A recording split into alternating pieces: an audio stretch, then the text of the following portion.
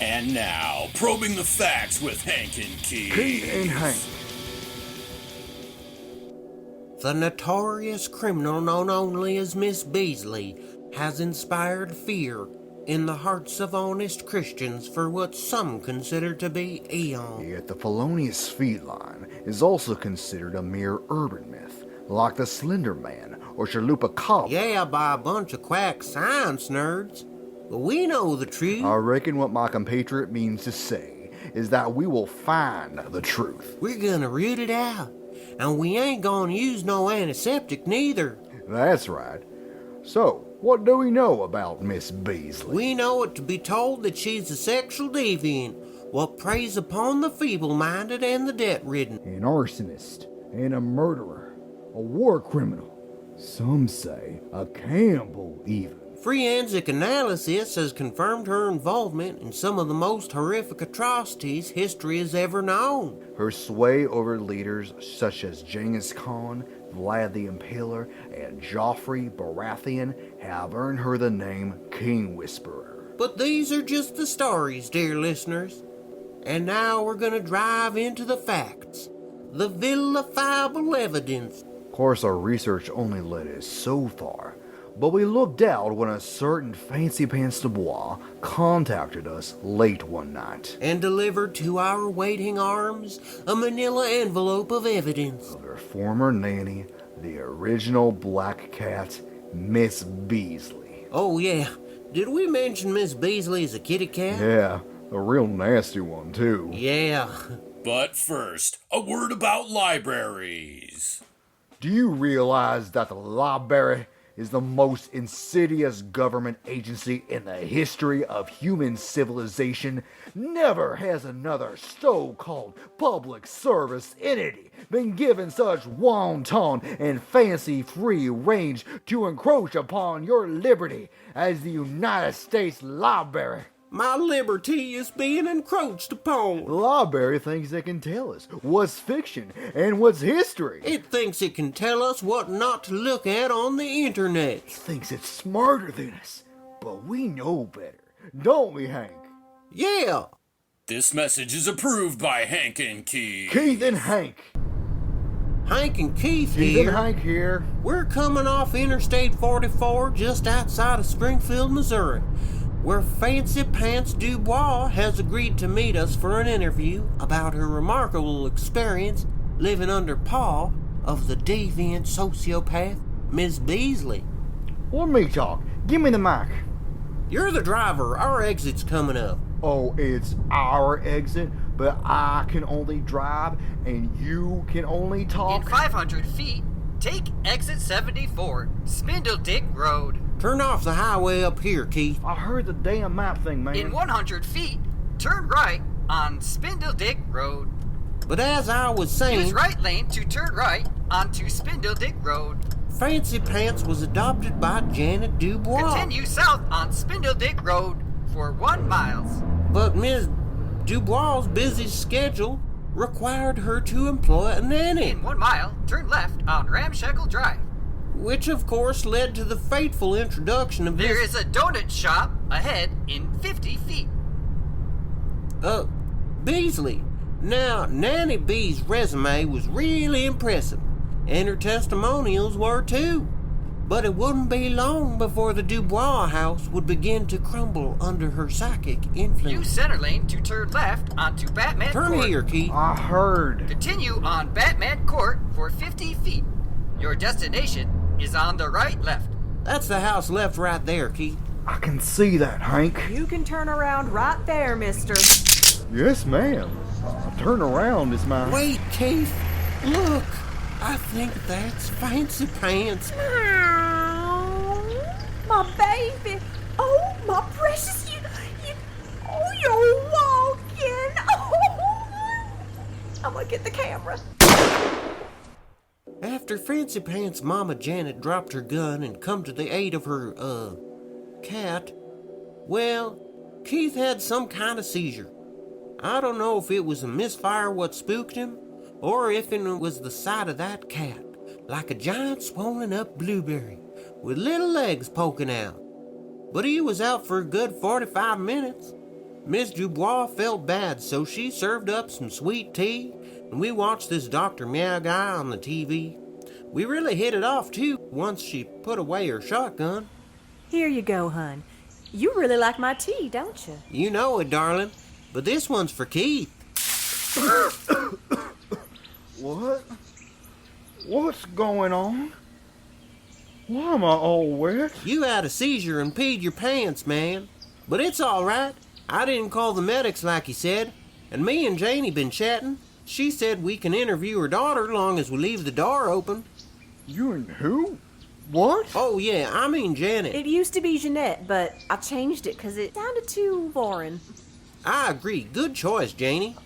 After Hank filled me in on his emerging romance, very unprofessional Hank, we were showed to Fancy Pants' room, where the repugnant odor of moldy cardboard and grease assaulted my senses.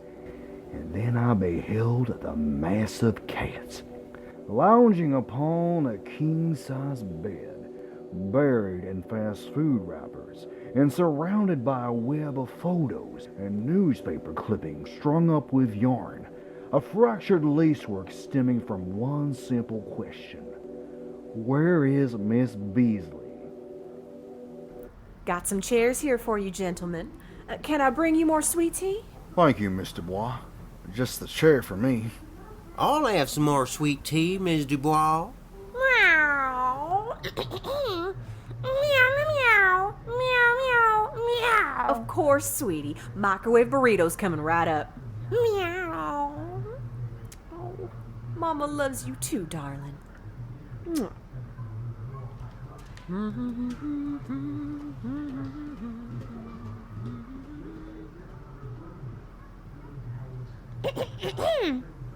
Mr. Hank, Mr. Keith, Mr. Keith, Mr. Hank. it's my birthday. Wow, happy birthday. Meow. Look, look, look. I drew you a picture of you in your radio show. What about the dossier, miss? You said... Shh. Wait till she's out of earshot. Miss Fancy Pants, we're gonna be recording this. Please, just call me Miss Precious Princess Fancy Pants of the Fairy Friends. Okay. So the package you sent us. I need you guys to drive me to Miss Beasley. Beg your pardon? Janet won't drive, and I can't reach the pedals. But you guys seem crazy enough. We can't drive you. It'd be against our code of ethical amorality. I packed light, don't worry. Not worried about the luggage. I don't think your mama would. Hank? Janet? Meow. Carry me. I think I saw a wheelbarrow outside. Hand me that sandwich you were sitting on. Meow.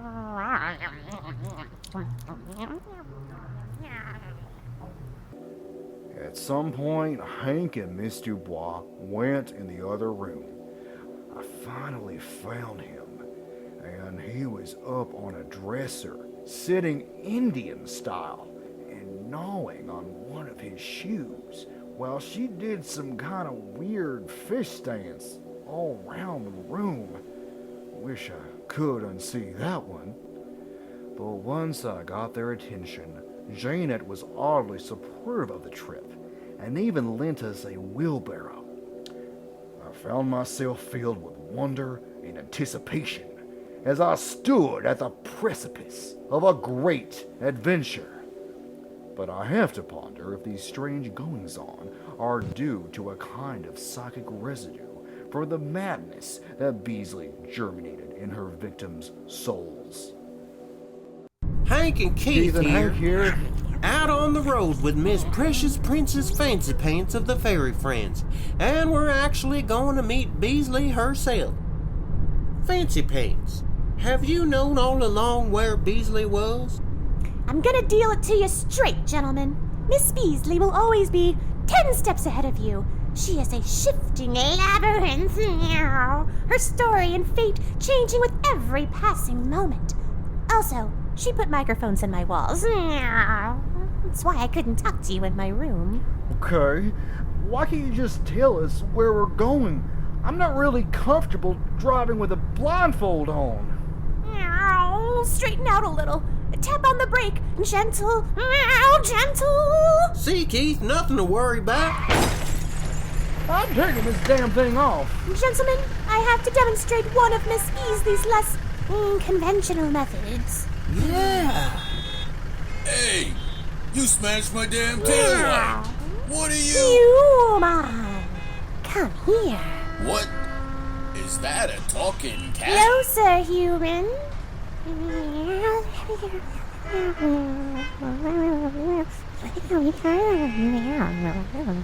Yes, Miss Precious Princess Fancy Pants of the Fairy Friends. What is mine is yours. Pin number 8008. Thank you, friend. Mr. Hank, Mr. Keith, you may now remove your blindfolds. It is time to get brunch.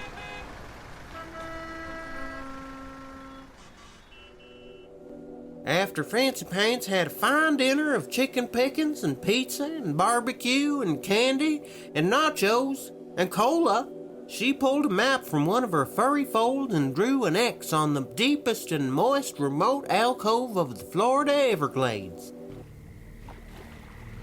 Hank and Keith here. Keith and Hank here. And it's the dead of night on the Florida Everglades as we load our gear onto an old pontoon boat.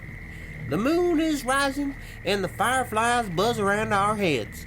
Miss Precious Princess Fancy Pants of the Fairy Friends says we need to arrive exactly at 2 minutes to midnight. Hey, let me talk. You drive the boat. Hanky, move this crate. Mother says you're very strong. Meow. Yes, ma'am. What's in this? Meow. I will drive the boat. Hold on.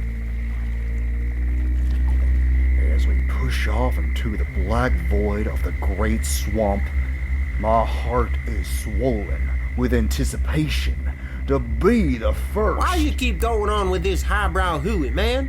Have some dang respect for our audience. I don't know what you're talking about. Besides, I think we could win a Pulitzer for this one. I rightly do. Scoop of the century. You're out of your dang mind. Gentlemen, look alive. Almost there. I looked up to behold a dark and dense forest of ancient cypress trees like none I'd laid my eyes upon before.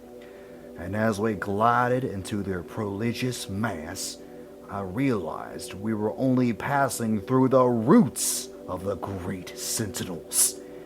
These trees were easily a mile high. My heart sang. Oh, shut up. Pray tell, what is this place, Miss Precious Princess Fancy Pants of the Fairy Friends? Where have you led us? To your destination, of course. To the lap of Lady Beasley.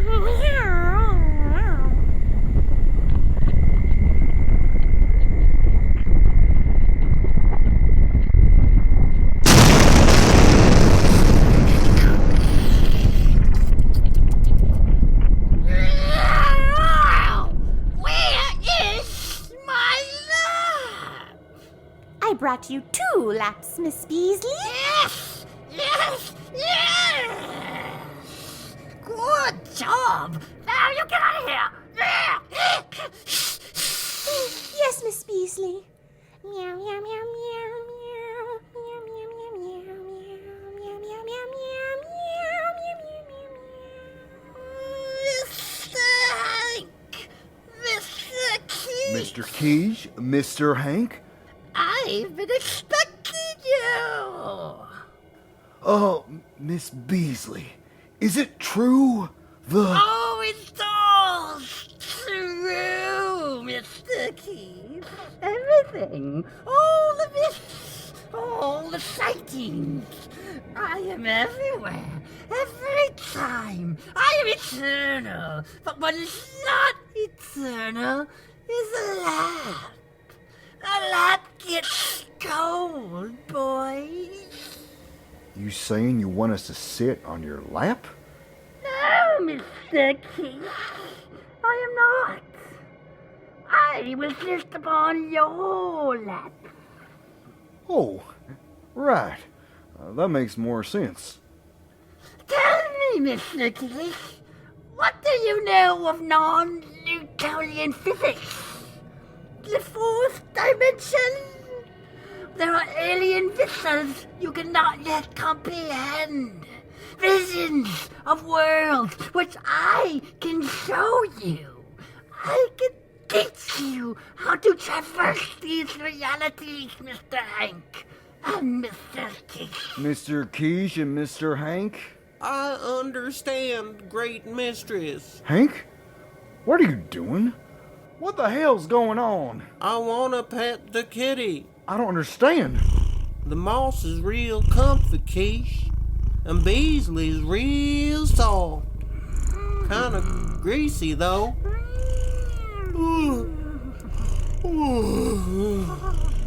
Come, Mr. Keith. Well, I don't.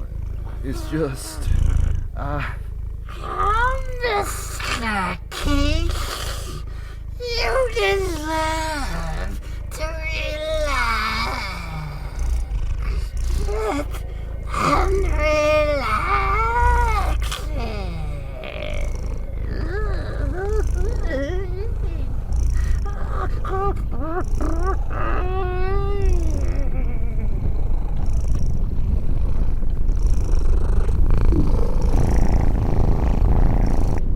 Next thing I remember, we were here in the studio. Yeah, me too. All I know's what's on this here tape. Don't talk about the tape, Hank. Oh, yeah. Yeah, okay. What do you want to talk about? Tell me a story, Hank. Sure, okay. I ever tell you how I wrote my dissertation on Gerard Damiano's 1972 classic Deep Throat? You don't have no damn college degree. Sure I do. I got it online. Got me a PhD. That's BS. No, man, they were all out of those. Shameless. And you talk about insulting our audience? We're gonna have a laugh track next time. Come on, man. I don't know. Tune in for a very special episode next time on Probing the Facts with Hank and Keith. Keith and Hank. This program was taped live in front of a bare light bulb and a moldy sandwich and starred in order of astrological importance: Jared Souza, Nathan Franklin. It's Nathan Franklin, Jared Souza, Jessica Thiessen, Jared Brown, and John Adams. Written and edited by Jared Souza and directed by Phil McNasser. Copyright 2021 Escape Reality, LLC.